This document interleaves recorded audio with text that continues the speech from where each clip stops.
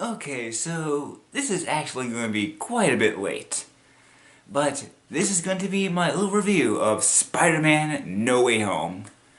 Possibly one of the most hyped movies I've ever seen in my lifetime, and you all know the reason why. So I was going to go and make this on the day I saw it was on opening day, the 16th, but I'm often pretty lazy at times when it comes to video making these days, so I just waited and waited and waited, and I was like, you know what, let's just go and get it out of the way now. I keep delaying it, and if I don't do it now, I'm never going to do it, so let's just get it out of the way right this second. So, this is going to be my review of the newest Spider-Man movie. It's going to have spoilers, so if you haven't seen the movie yet, stop this video now, go and watch it. If you're a Spider-Man fan, you don't really have any excuse for not seeing it yet unless you're in some other country and it hasn't been released yet, but if you live here in the US and you haven't seen it yet, you can't call yourself a Spider-Man fan. But yeah, go ahead and watch it. Don't watch this video even further. If you shouldn't even be watching this part right now, what I'm saying this second, you should have stopped the video and gone to watch the movie when I was first talking, and now I'm just keep talking when I should be talking about the movie. Okay, so this was definitely a really hyped movie, and that made me happy because I haven't seen a movie this hyped up in a few years. It's just, ever since COVID happened, and movie experience really hasn't been the same, and a lot of us haven't really gone and seen as many movies since then. In fact, the first movie I saw since COVID happened was Venom, just a few months ago, and before that, I think the last movie I saw was Onward, which released just I think a couple weeks before a lot of the places going to close down, but this was just a fun experience because it was just it was really great to go and see a lot of people in the seats again. When COVID first happened, a lot of people were scared that the movie theaters were all going to go shut down and it would only be streaming, and streaming, it has its advantages. You can go and pause whenever you want. If you want to go and just, it's something you see in the movie and you want to go and look up on the internet, you can go and do that. Or any other reason, you can go and laugh as loud as you want and be obnoxious, because you can laugh in the movie theater and everything, but sometimes if you go like a lot of people are just going to go and look down at you because you're being a dick. But just the overall experience at a movie theater is just so much better, and I'm glad to see people are going again. But hopefully the new COVID variant won't go and ruin things, but we'll see where it goes from there. So, obviously, this movie got hyped up because of the whole multiverse thing. We were seeing the return of a lot of old villains, and it became big when we first saw Doc Ock in the trailers, and when I saw that, I was just smiles all over, just seeing him again. And some people were kind of like, oh no, it's probably a different version. They got Alfred Molina again, but it's a different version. Shut up, it's him, it has to be him. Why would they bring back the same guy only for it to be a different version? It's just, that isn't something you do. So with the old villains coming back, that obviously brought back the big question, are Toby and Andrew coming back?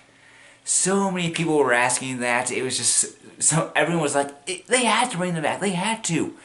If they don't bring them back, but they bring the old villains back, people are going to boycott this movie and never see another Marvel movie again. They just, not bringing them back would be the dumbest move ever. And even if they only brought them back for about 10 minutes, people would be satisfied just to go and see Toby on screen again and wearing spider suits. It would make people happy again. So, what did I think of the first two of the Tom Holland movies? Homecoming. It was definitely a great welcome back for the Spider-Man movies. Well, I didn't really hate the Amazing Spider-Man movies. they didn't really feel the same. It's just, I think they were based more on the new comics, and it just didn't have that same feeling. It's just, it was just a really weird experience. But with Spider-Man Homecoming, it felt like it was somewhere in between the original movies and the Amazing series, and it just got that really good formula to it. Tom Holland just went and played. He's a good Peter Parker, and he is a good Spider-Man. Just, I can definitely believe him if he came into my room and he was wearing a spider suit and I never saw him before. Like, hey, you're Spider-Man. He is that good of a Spider-Man. I'm not really sure if he's as good as Tobey is, but still, he is a really, really good one. And it's just, would I say it's as good as the Raimi trilogy? I'll get to that later, actually, when I rank the movies. But overall, it was a really good movie, but definitely one of my favorites. Far From Home, I didn't like it as much as Homecoming, but I still liked it a lot. I liked it more than the Amazing series. I liked it more than 3. It was still a really good movie. So let's look into an overview of what No Way Home was. So it starts off right where the other movie left off, with Spider-Man's identity getting revealed, and so his whole life is pretty much going to be ruined. He can't go anywhere where people are going and flashing their phones at him. Some people are shoving him away. Some people love him so much, but they just won't go and leave him alone. And it also affects other people's lives as well. MJ and Ned can't go and get to the colleges that they want to because they are associated with Peter. And because Peter is a really controversial person right now, just all the people in the colleges, they don't want him to go and get into that mess. So obviously Peter feels responsible for going and ruining both Ned and MJ's life, and he wants to go and fix it. So he asks Doctor Strange to go and help him. He wants everyone in the world to go and forget that he's Spider-Man. Except for MJ. And Ned.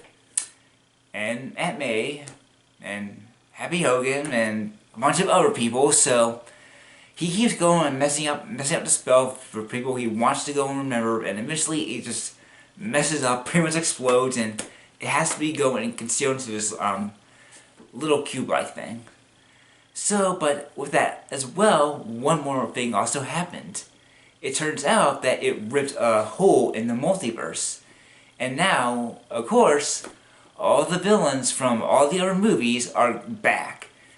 And it's kind of unique in the way they do it, because they didn't really bring them back from the time that they died, but rather minutes before they died, or at some other points, because Doc Ock would later go and mention that he had Peter by the neck.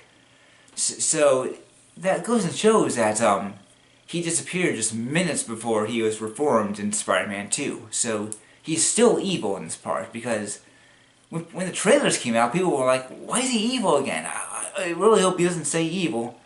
But no, they do go and explain it here. So, with all the old villains back, Doctor Strange says they have to go and send them back. They can't go and deal with him, but Peter's like, no, I can reform them. I can make them better. They don't have to go and die in their universe. And Doctor Strange is like, kid, we can't do that. I'm sorry. We had to send them back. But Peter wants to go and reform, so he decides he's going to go and do that with the help of Ned and MJ. So he tries to go and do that, but of course, things get messed up. So with that, things go and get even worse and worse and worse, and eventually they had to go and get some help from certain other people. And we all know what's coming. So I kind of knew it was going to be Andrew when I first saw it, because I just recognized his suit. When I saw him far away and he turned over, I saw the big eyes and how he was a little bit taller and the kind of the shade of the suit. I was like, no, that has to be Andrew. That's Andrew. Because I was going to talk to my brother. Then he goes and pops out, and people in the audience clapped.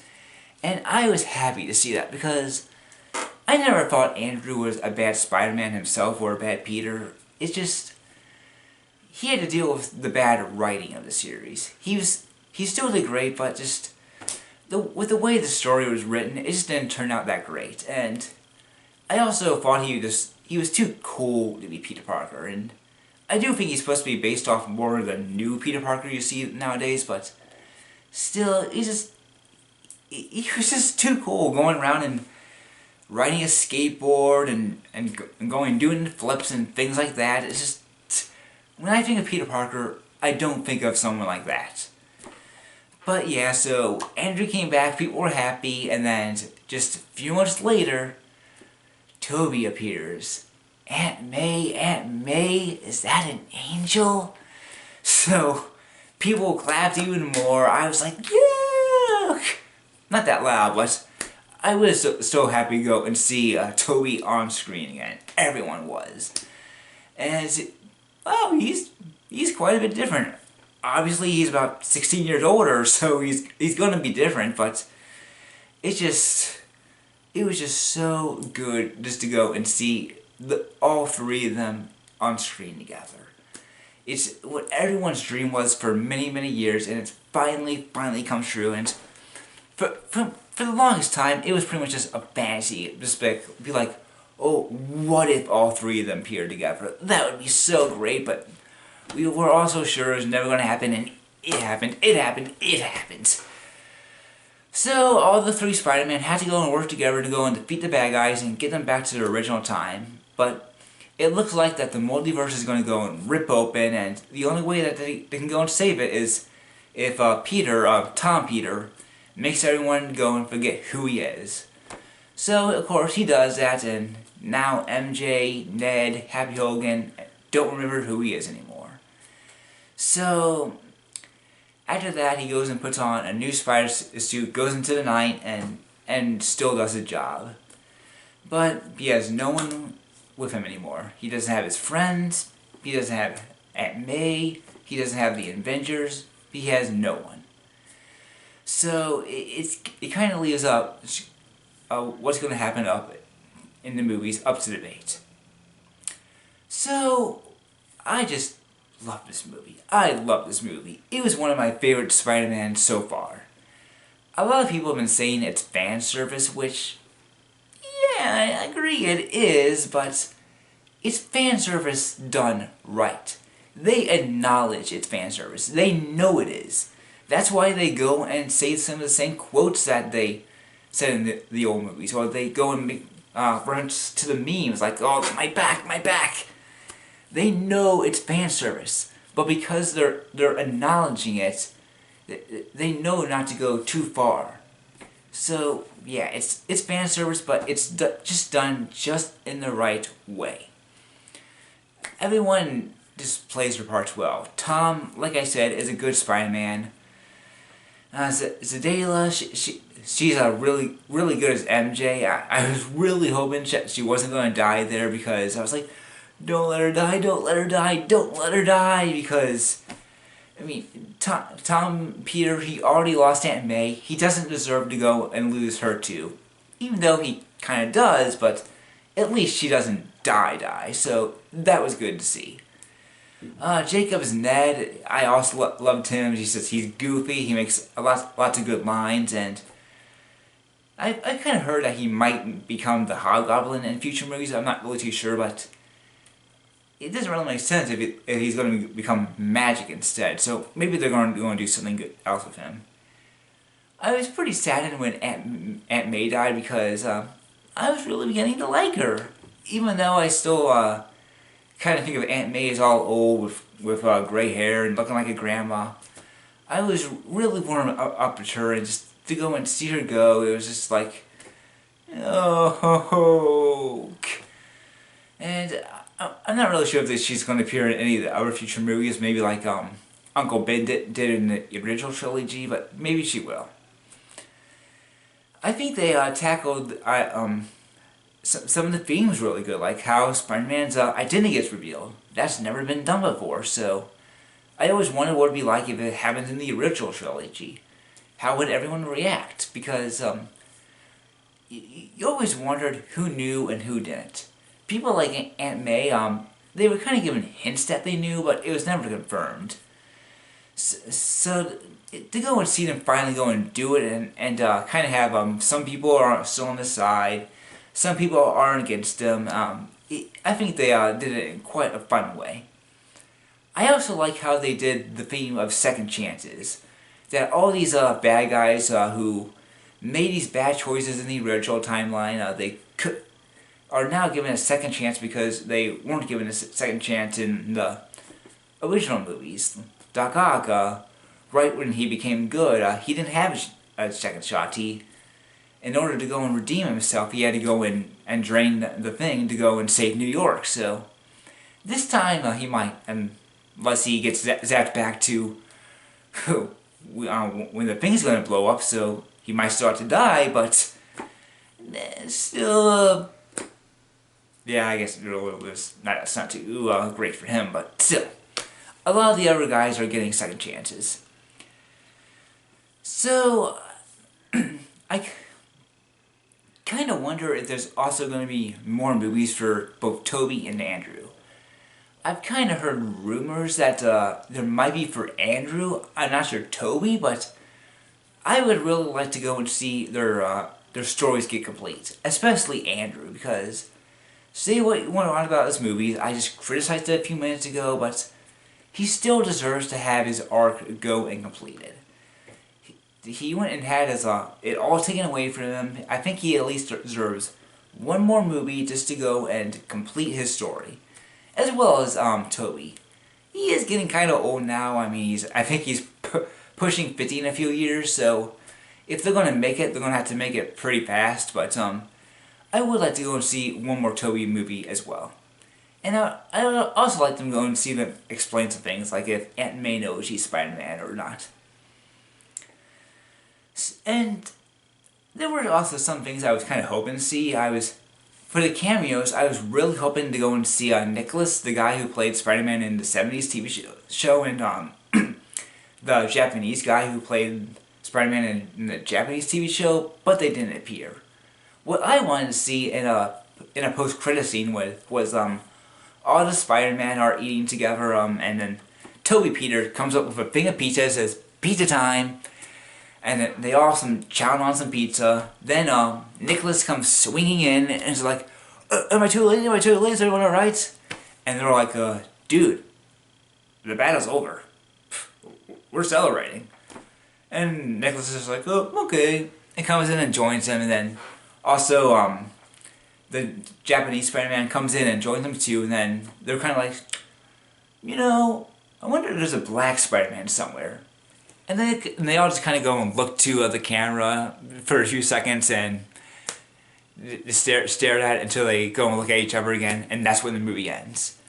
That, I think, would have been a pretty funny scene to go and have. It'd be kind of like a reference to the original Avengers mid-credits scene, but still, that didn't happen. So, but with the Venom one we got, I kind of liked it and disliked it. Because, for one, it looked like they were going to bring Venom and Eddie into the Spider-Man universe, the MCU, only for him to go to get zapped back to their universe. But they go and leave the little Venom thing behind, the little piece of him. So it looks like what they're going to do is that the little piece of him is going to go and attach maybe to the Eddie Brock of the MCU, or maybe it's going to attach itself to Peter, and then we'll get something from there.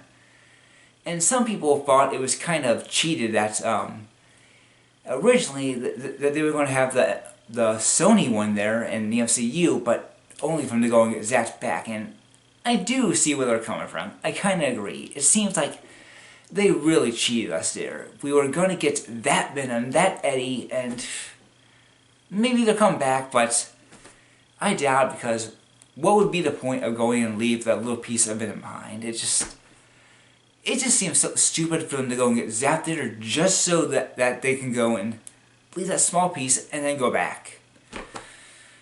Just really dumb. But, oh well.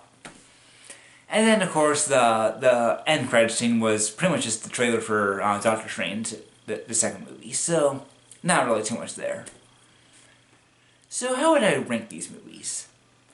if I had to, I think I would go Spider-Man 2,